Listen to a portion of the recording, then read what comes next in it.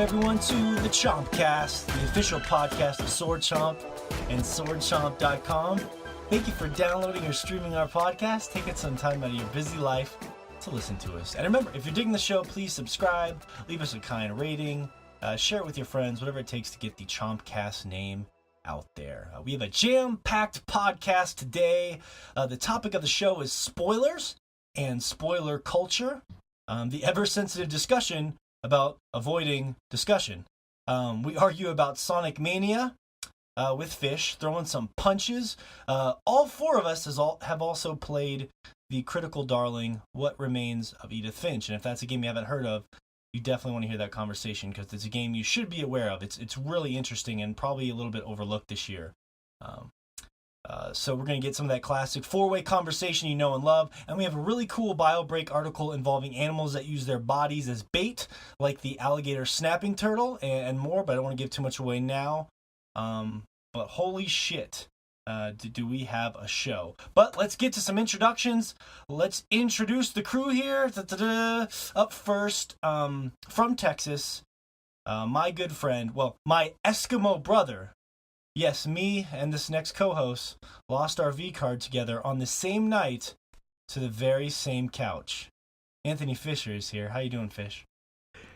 Hey. Yeah. I thought there was a code between Eskimo Bros where we wouldn't talk about our sexcapades. I don't, our listeners, they applaud our honesty. We're open, we're truthful, we're real, Fish. We're real. That's true. I don't think That's Stella, true. the couch, would appreciate that. Stella? Let's not give the couches names. It's too much at that point. I promise, Shea, it's not as weird as it sounds. Like some people, everyone has their sexual awakening, right? Me and Fish, our sexual awakening was just a little different. It was like home decor and furniture. Yeah, Stella. So, but it was weird that it was in a Pier 1. Do it to your own couch. Damn it, Fish! I thought this was a private story. You already told him. You ruined everything. God, how does he know these details? Yeah, I guess I should have bought that couch before we defiled it. Mm-hmm. Yeah, you should. or after, at least. They tried to make us buy it afterwards, but we just got the fuck out of there. So that's how that worked. But yes, me and Fish forever bonded for life. And and not to confuse people, it wasn't on the same couch. It was actually to the couch. And we'll leave the rest up to your imagination from there. Thanks for being here, Fish, of course. We love you. Back from his fishing trip in Japan. He wasn't here with us last week. Shea Layton's here. How you doing, Shea? I'm good. Fishing was great. Yeah. Came back sultry. Is that what happened? Did you turn into a man on this fishing trip? You sound like a changed you. Did. I have a hair on my chest finally after 28 years. Yep. Better late than never. Yeah, caught himself a red snapper. That's right. 3, in fact. I saw that. I saw a picture of nothing but red snapper. Is that like all that was catching out there? Red snapper? Yeah, we mostly caught red snapper and a few of another fish. I don't know what that fish was, but I have some red snapper in my freezer now. That's gross. I'm gonna eat it. All right. I'm gonna eat it, goddammit. That's what you do. You living off the land. I can applaud that. Huh. Yeah. Is that what you call fishing? Yeah. I call it living off the sea. Well, land, it's a metaphor for everything. It's a metaphor for surviving. Yeah, that's right. Fish knows what I'm talking about. Thanks for returning to us, Shea. Glad to have you here. And of course, last but surely not least, one man who refuses to ever be my Eskimo brother, Joshua Fowler's here in Michigan. How you doing, Josh? Only the finest of couches for me. Yeah. What, Pier 1 isn't up to your standard? I don't even know any furniture places. It's all higher than that. I understand. You have standards and we don't. So that's why you keep the show, in a good spot because of you have quality standard. And we need that, Josh. We need that from you. Otherwise, I feel like Pier 1 is really expensive, though. So I feel like that is It's expensive, but standard. usually not worth it. Seriously. Yeah, when you flip those things over, you'll see made in China. Mm-hmm.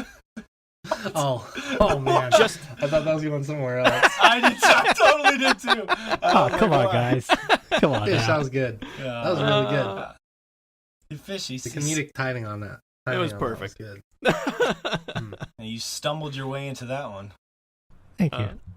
We'll take it. All right, glad to have you here, Josh. It's good. It's going to be a fun show. I'm excited. Of course, I'm your host, Morgan Barnes from Montana, aka. You ready for this, guys? No. I was going to say, aka Usually yes. not. the Cup God, the man who beat the devil at his own game. Oh, That's right. That's quite a title. What the fuck? I don't think you're very deserving of that title. So What's going on? When you beat Cuphead on Expert Fish, I know you can't see me in the webcam, but I'm obnoxiously flexing my tiny, pasty muscles here. You see that? Yeah, that's what the achievement looks like. It's a muscle flexing. Oh, what's that tattoo of? Is that the devil? I should get a Cuphead tattoo. That's how good I'm feeling about it. I've been promoting that all week. That'd be some pretty cool artwork to have on a body. If you're going to As get a tattoo. tattoo, you can go a lot worse than Cuphead. You could. Oh, It's- yeah. It's got a nice look to it, you know?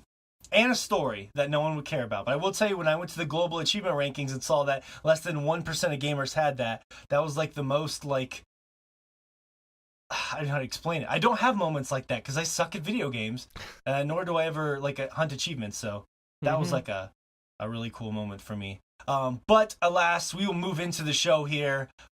It's kind of funny. When Shea was gone last week, we stumbled into this topic on accident. We were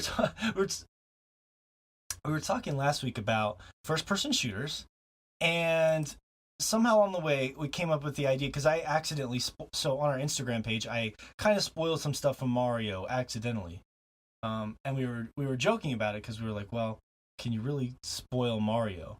And that led us down this weird conversation of spoilers and how when we were kids, there was no real concept of spoilers. You would just go to your friend's house and be like, hey, man, I beat this crazy boss last night. Like, oh, dude, tell me all about it. Or, man, you have to see this one level or this one thing happens. It was just like, it would get you almost more excited to play that game. And nowadays we live in this culture where everyone wants to hear you talk about things, but they don't want to hear you spoil anything that might ruin their experience. And everyone's hypersensitive about it.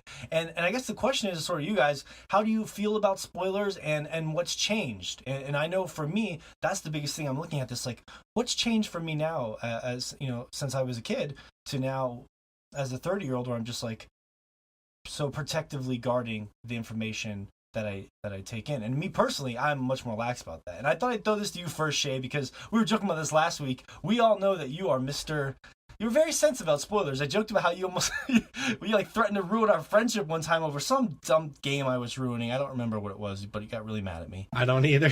That's how dumb it was. Yeah, I listened to that last week though. I remember that. Yeah, if the game comes to me while we're recording. But yeah, so I mean, Shea, like, you're pretty hypersensitive about spoilers, so maybe you can weigh in on that end of the spectrum, because I think we might be on the other side of it. Like, when we start talking about the spoiler conversation, you know, what came to mind for you? Yeah, it just, for me, I think it's just kind of a disservice to spoil it, because some people, I mean, everyone's obviously different going into this conversation. Some people really value the journey more than the result. You know, like some people get more hyped on watching everything else but the finale of a TV show or seeing the end of a video game. They want to play the video game, see the middle of it, and the ending is kind of like a final release, and that's not as important. To other people, the ending is the most important part because they want to see all these hours that they've kind of put into this journey, whether it's playing a video game, reading a book, listening to music, what have you. They want to see it culminate into something effectively. And then there are people that kind of, you know, kind of balance out in the middle of that spectrum. And for me, I guess I don't, it's interesting that you say that. Like, as a kid, I really didn't like things to be spoiled for me. Like, I still haven't technically beaten Final Fantasy X all the way through. Like, when I was working on it last year, I could have beat it, but I didn't because I was trying to, trophy hunt or whatever. But I still haven't seen the full ending of that game, and it's been out for many years, and I've chosen to avoid seeing that ending because I want to experience it for myself. So you don't know about the big musical number. Ah, you're missing out. No, I want to experience that for myself. I don't want that secondhand experience. I don't want to be deprived of, like, but when I see that moment or I feel that moment. Like, how do I feel? What do I smell? What do I hear? Yeah. It's just weird because it's been like 10 years with it. Like, at what point are you gonna, like, is it gonna be 20 years from now? Like, I understand, like, the idea that you're, for this is a very specific example, but it's interesting with your personality. Like, you're so patient. You're willing to savor that moment. But how long? Like, it seems like you care enough to not spoil it, but you don't care enough to experience it. Like, what is this weird ground that you're floating in? No, it's just, I guess I should have beat it before I left for Japan, to be honest with you. But I wanted to do all the other things in the game first. I mean, at this point, if I get spoiled on the ending, which I already know part of the ending, that's on me, because I could have beat it a long time ago. That's my fault. But if it's something like where I'm watching Game of Thrones, like the rest of the world, and the new episode has just aired, and I know someone like this, go straight to social media and just start spoiling it for everyone. It's kind of bullshit, because there are people, who have jobs, who work 2 or 3 jobs at one time, who have kids that want to experience that, and it's spoiled for them. I mean, it's like, it takes away that experience. Like, it takes away that memory that they could formulate. Social media has really, kind of, I would say, magnified this issue with our culture today with spoilers. When we were kids, you didn't have to worry about Twitter and Instagram and all the other forms of social media and Facebook where people could potentially ruin these things. But how do you weigh on this, Josh? I don't know. I'm weird. Like, I don't really particularly mind spoilers, but I also try to, I avoid hype more than spoilers, I feel like. Like, if there's a game I'm kind of looking forward to, I'll try to avoid everything about it as far as, like, stuff beforehand. If I think I'm going to play it. But anything other than that, whatever. Like, if I hear something about it, it doesn't really matter to me. A lot of times I'll end up picking up games that someone has spoiled just because it sounds really interesting after the fact. But, like, the lead up to games, I try to avoid that a lot, just because I feel like that's not because it's a spoiler, but because it's a spoiler based on incomplete information. Yeah, that's true. That's like an interesting conversation in of itself too, because hype is sort of like, in a way, you are spoiling the experience a little bit, but it's not really what you think of as a traditional spoiler. You're just learning information out of context for a product, and it's when you finally get that game, not only are you taking it out of context, but these are things that you're not going to have that surprise. So in a way, I guess you are a little spoiler sensitive, but sort of like in a different inverse. Yeah, kind of more about the gameplay and stuff, I guess. If I don't know, not exactly, but yeah. Go ahead. I'm done. I feel like, like with spoilers on endings and stuff, that's more of like taking away experiences from someone, where hype is more like generating this level of expectation that cannot be met.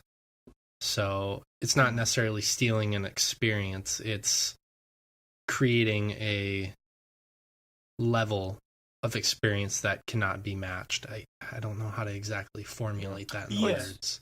It's coloring it. If you go